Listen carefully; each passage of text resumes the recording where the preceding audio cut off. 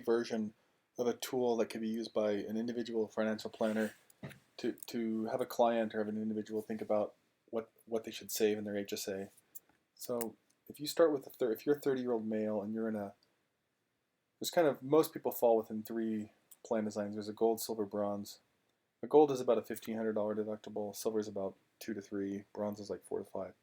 So if you have this kind of deductible range, this is what you can expect your out-of-pocket costs to be. So healthcare costs are largely correlated with with age and gender. And if you look at the low and the high, the way the settings are in this, and you can adjust it, is the low is the bottom 20%, and then the high is the top 85%. And what the methodology behind this is, this actually looked at 3 years of data from an old client, and so it kind of normalized it. So if you're relatively young, your costs they tend to be kind of choppy, as you know from personal experience. People's healthcare costs are not kind of consistently high. If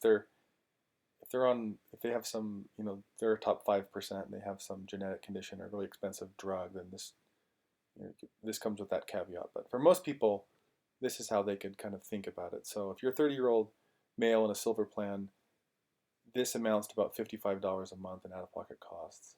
As low as $7, because if you think about your own individual, maybe you go to the doctor once a year.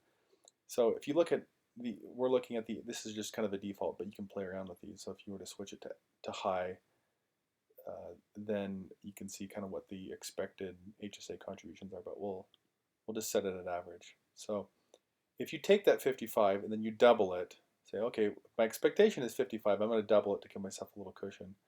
If I double that, that amounts to about $1,300 a year, so about $100 a month.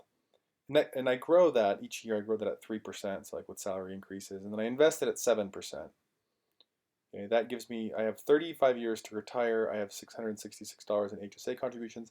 I spend half of it. This is roughly the behavior of the people who invest. This is they tend to spend some of it, invest the other half.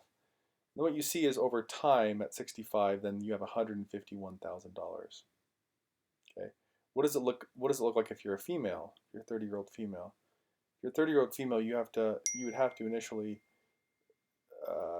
spend more, because in these particular, if you're a 30-year-old female, you're going to have higher costs due to pregnancy and other things. Once you retire, female costs actually go down compared to men, but that's another topic. So if you're a female and then you're contributing, you should contribute a little bit more, right? Some of that's planning for pregnancy, other things. Again, this is just an early version, so this comes with, you could say, well, for a female over 35 years, maybe you normalize this even more and this goes lower, but that gives you kind of a sense of how it works. So this is something in a much more simplistic way. Again, this is just a kind of a dashboard. This is something that could kind of be used in a financial planning perspective to kind of give people, hey, you have this big health dollars are a big bucket. Health and wealth are connected. Here's a way to think about it. And then having a separate conversation of assets. Where do your assets go? Your assets are maybe at age 65. You want between now and 35 years, you want more exposure, because this lump of these dollars you're going to spend towards, hopefully towards lower healthcare costs, but maybe you're going to have some exposure there because we all our bodies all depreciate. So anyway,